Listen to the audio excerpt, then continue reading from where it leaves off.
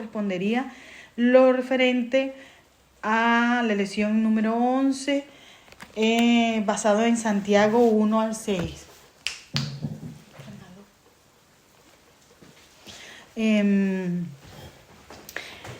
No sé si alguna vez alguno habrá escuchado la expresión el dinero no da la felicidad. ¿Alguno la ha escuchado? Amén, amén. Sí, sí. Bueno, Sí. creo que es algo muy común, ¿no? Yo creo que en casi todos los países se dice. Luego algunos jocosamente le añaden, bueno, no da la felicidad, pero ayuda mucho, ¿no? Otros dicen, bueno, si no te da la felicidad, porque no lo estás gastando bien. En fin, hay muchísimas cosas que dicen, ¿no? Para bromear sobre esto. Algunos dicen, bueno, eso lo dicen los ricos para que los pobres no los envidiemos tanto, ¿no? En fin, muchísimas cosas. Pero todo este tipo de bromas reflejan algo que es una tendencia muy común en el mundo moderno. Y es que, bueno, hay una tendencia a valorar mucho las riquezas, ¿no? Y también a respetar y a tratar con gran estima a las personas que poseen mucho dinero. Y bueno, esto en cierta medida es triste, ¿no? Deberíamos respetar bien, digamos, tratar bien y respetar y valorar a todas las personas por igual, no importando sus posesiones. Y deberíamos valorar, claro que sí, que las riquezas pueden ser un instrumento en manos de Dios, pueden ser una herramienta muy útil, pero no deberíamos valorar más las riquezas que otras cosas como las espirituales, por ejemplo, ¿no? Y de eso vamos a hablar un poco hoy, ¿no? Es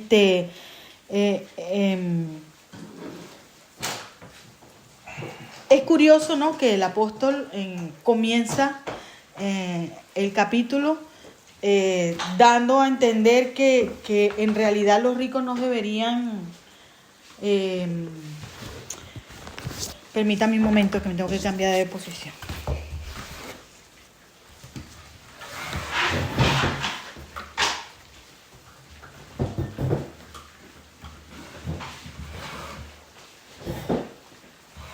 Muy bien, ahora sí. Es curioso, ¿no? Él dice que en realidad los ricos no deberían alegrarse tanto por sus riquezas. Por el contrario, él dice que deben ponerse tristes y lamentarse, incluso aullando, porque debido a su riqueza le van a venir miserias.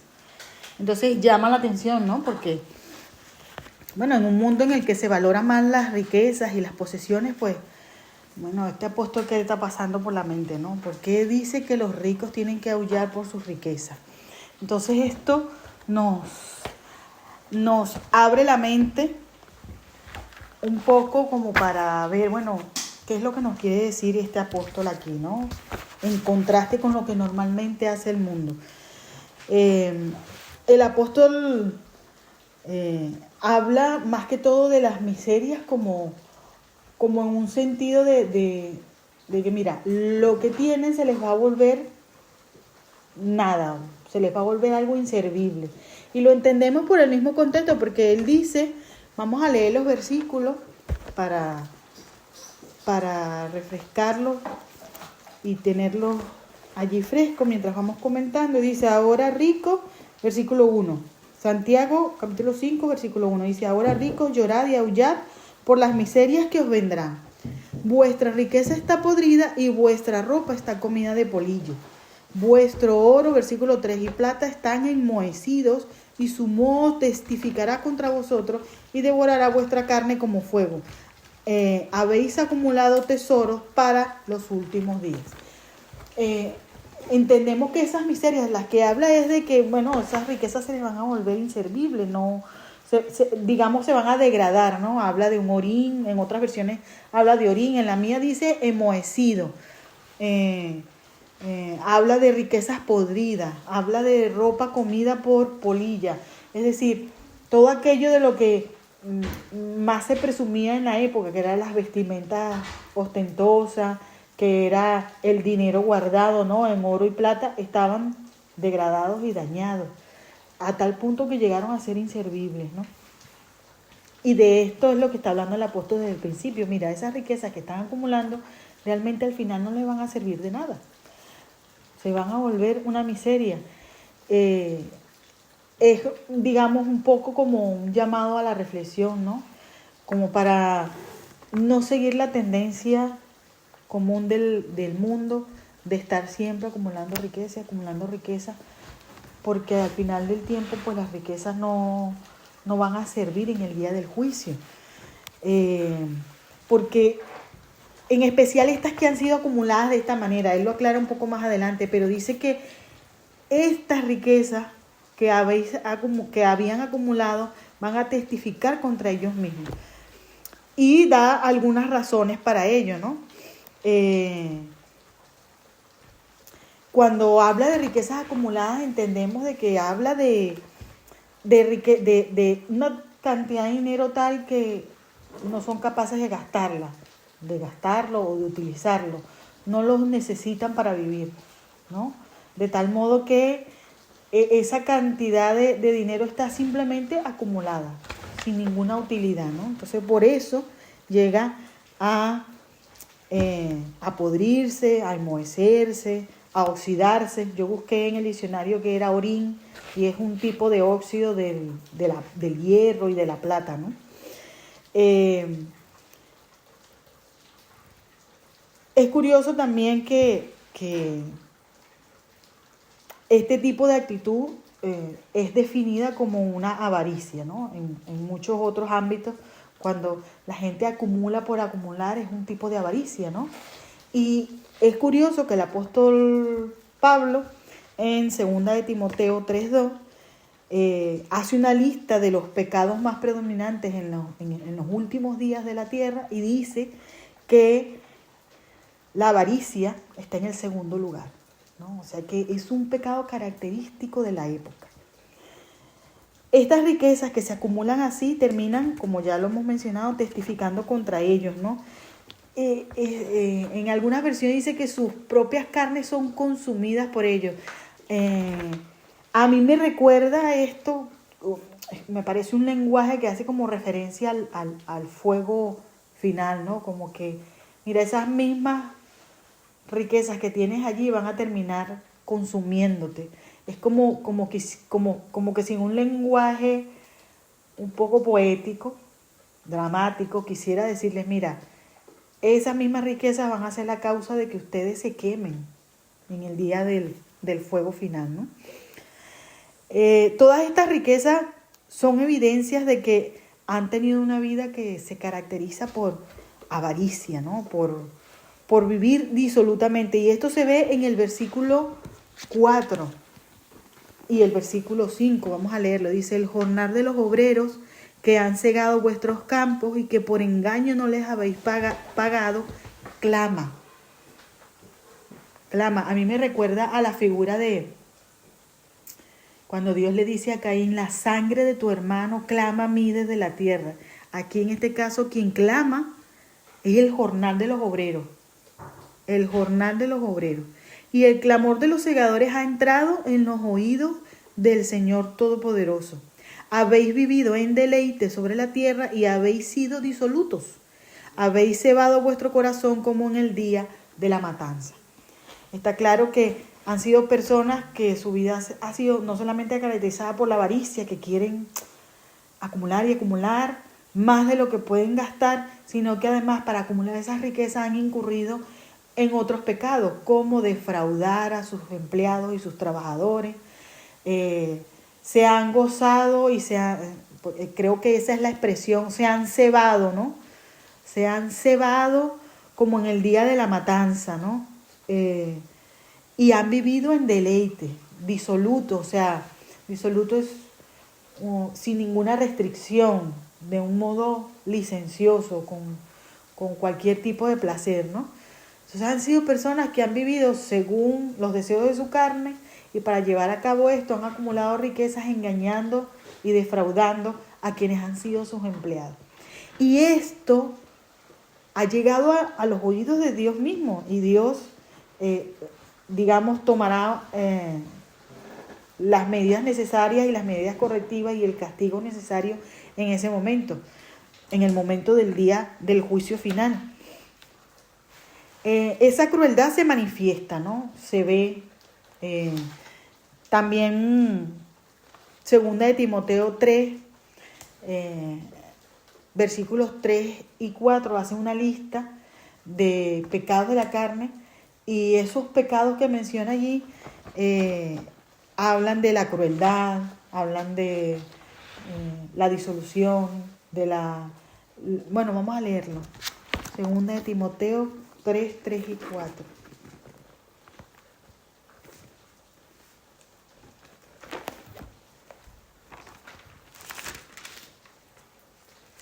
Dice que en los últimos días habrá hombres, desde el versículo 2 es mejor, en los últimos días habrá hombres amantes de sí mismos, avaros, vanagloriosos, soberbios, blasfemos, desobedientes a los padres, ingratos, impíos, sin afecto natural, desleales, calumniadores, intemperantes, crueles, aborrecedores de lo bueno, traidores, arrebatados, infatuados, amantes de los placeres más que de Dios. Y llama la atención el versículo 5, que van a tener una apariencia de piedad, pero van a negar la eficacia de ella. Es interesante que esa lista tiene cierta similitud con esta descripción que se hace de estos hombres aquí, porque son personas que viven en deleite, viven disolutos en avaricia, engañando, defraudando, son crueles por tanto con sus empleados, de tal modo que no les importa cómo viven o cómo sobreviven sus empleados, con tal de ellos seguir acumulando riquezas, ¿no? Y esta es una característica de los hombres en el último tiempo. Incluso puede haber alguno que tenga apariencia de piedad. Esto, bueno, llama más la atención todavía, ¿no? Uno podría pensar, bueno, estamos hablando de hombres totalmente mundanos, ¿no? Pudiera ser que alguno pueda creer en Dios, tiene una apariencia de piedad, pero en realidad lo que le mueve es la avaricia, ¿no? Pero hay como un mensaje de esperanza, ¿no? En medio de esto, porque al final dice que estos gritos y estos clamores llegan a los oídos del Señor Todopoderoso. Otras versiones dicen al Señor de los ejércitos, como haciendo alusión de que Él vendrá así al final del tiempo y dará a cada uno su recompensa, ¿no? Porque esa es la figura con la que se representa a Jesús al venir en la segunda venida. Va a venir como el Dios Todopoderoso, el Señor de los ejércitos, con sus santas decenas de millares, con los ángeles.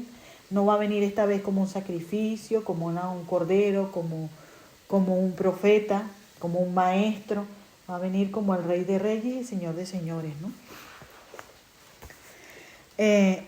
Pienso que todo lo que está relatado aquí no está aquí solo para amedrentar a los ricos o para hacer reflexionar a los ricos y a los que tienen, sino a todos, porque la avaricia puede estar en el corazón incluso del más pobre, ¿no? Las escrituras advierten, ¿no? de los peligros que hay asociados con la posesión de muchas riquezas. Y hay una cantidad de textos que se mencionan, por ejemplo, en Timoteo 6:9 dice que algunas veces se puede caer en tentaciones y lazos, ¿no? En codicias insensatas y dañosas. En Deuteronomio 8 se habla de que las riquezas pueden hacer que el corazón se enaltezca, ¿no? Que caiga en orgullo.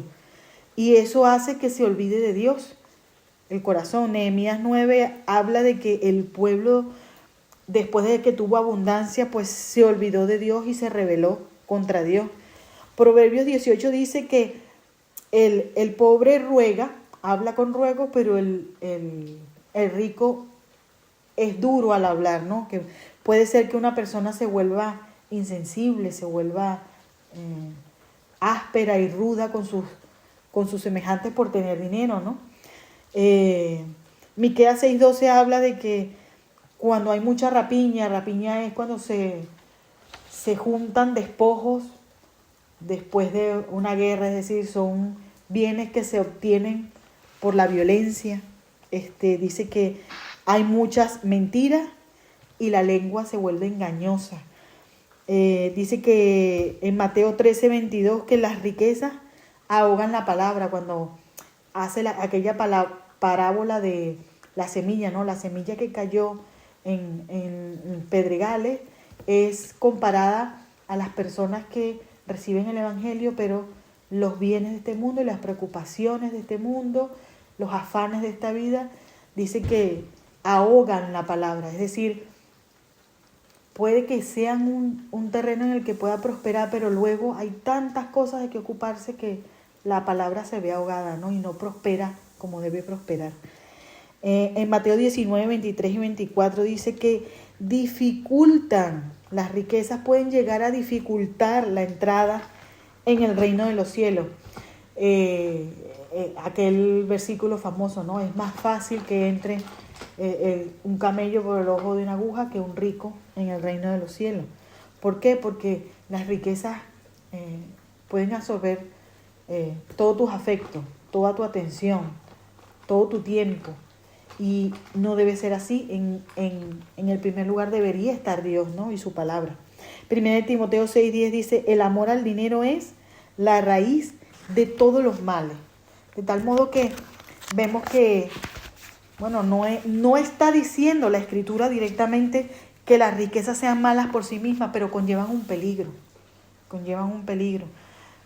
Por lo cual creemos que la mayoría de los salvados serán pobres en los bienes de este mundo y la minoría serán ricos en bienes de este mundo, ¿no?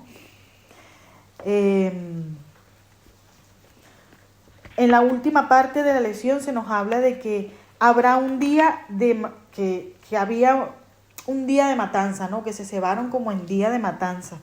Y bueno, entendemos que se refiere con esto a que se ensañaron, ¿no? Como aquel que disfruta el hacer mal a su prójimo. Como un verdugo que se ensaña contra su víctima, ¿no? Cuando hablaban de un día de matanza, hablaban del día en que todos los animales eran sacrificados, ¿no? Para un festín, para unas ofrendas, para ese tipo de cosas. Entonces es probable que se esté refiriendo a eso, ¿no? Esa actitud de que se ensañaron contra los que eran menos favorecidos que ellos, para ellos sacar un bien personal, ¿no? O sea, y disfrutar ellos, digamos, a costa de las dificultades y de las miserias de otros, ¿no? Llama la atención que al mismo tiempo que hacían esto, también ordenaron la matanza o la muerte de los justos, y que los justos no pudieron resistirle. Y bueno, la lección hace un énfasis en que esto de resistir se refería a que no podían de ningún modo por los medios legales lograr ganar esta batalla, por lo cual ni siquiera lo intentaron, ¿no? Esto es, digamos, una cosa que, bueno, normalmente se ve en el mundo. En el mundo vemos que hay personas que utilizan medios legales para no pagar lo que deberían pagar a sus empleados, para arrebatar los pocos bienes que tiene una persona, para dárselo a otro que tiene más, por ejemplo. En fin, vemos en el mundo que hay muchas injusticias en este sentido, ¿no? Y creo que el apóstol Santiago deja esto aquí en claro para que tengamos presentes que las riquezas de este mundo son pasajeras y que en el día del juicio final no tendrán ningún peso a favor o en contra del que las posea. O sea, tal vez en la justicia corrupta del mundo puede que alguien compre un veredicto a su favor, pero en el día del juicio final no habrá nada que una persona pueda esgrimir, a lo menos en posesiones, y decir, mira, Señor, yo tengo en el banco unos cuantos millones, podemos hablar de negocio y tú me absuelves y me salvas.